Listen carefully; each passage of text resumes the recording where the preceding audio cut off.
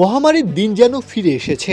২২ জন cricketer খেলে যাচ্ছেন, কিন্তু বিশাল স্টেডিয়াম জুড়ে তাদের দেখার মতো কোনো দর্শক নেই। অনেকে এমন পরিস্থিতি আশাহত করলেও এই নিস্তব্ধতার মধ্যেই যেন নিজেদের সেরা রূপ ফিরে পেয়েছেন বাবর আজম আর কুশাল মেন্ডিস।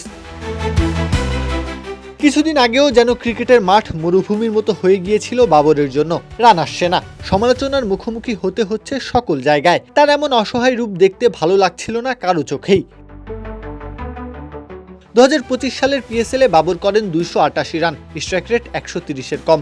যেখানে আগের বছরগুলোতে ১৪০-এর বেশি রান আসতো প্রতি ১০০ বল খেলার পরে। পাকিস্তানের জার্সিতে হাল তো আরও খারাপ। গত ২ বছর ধরে ব্যাট করছেন ১১৫-এর কাছাকাছি স্ট্রাইক রেটে। ভুলে যেতে চাইবেন এমন এক সময় এসে বাবর পেশোয়ার জালমিতে পাশে পেলেন লঙ্কান বাহাদি কুশলকে।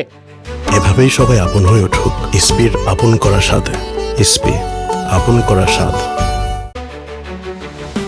এশিয়ার জ্বালানি সংকটের কারণে পিএসএল দেখতে আসার সুযোগ নেই দর্শকদের কাছে। এর ভেতরেই যেন গ্রাউন্ড প্লেয়ার হয়ে গেছেন বাবর আর কুশল। স্লোগান নেই, দুধ্বনি নেই হাজারো দর্শকদের ভিড় থেকে বের হয়ে আসা চিৎকার। নিস্তরঙ্গতার জীবনে দুই ব্যাটার খেলছেন মনের কথা শুনে।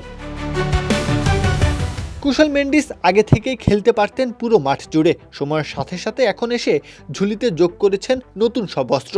স্পিনার হোক কিংবা পেসার, ক্রিজ থেকে বেরিয়ে এসে সপাটে মারছেন সবাইকেই। ৯ ইনিংসেই করেছেন ৫০০ রান, ১ শতক আর ৪50 সাথে স্ট্রাইক রেট ১৭০।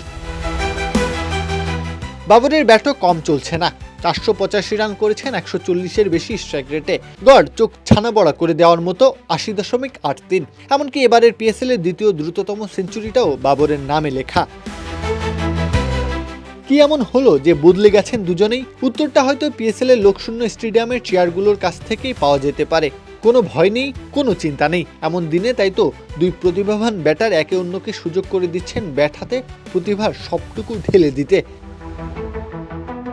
প্রত্যহ কাব্য, খেলা ৭১।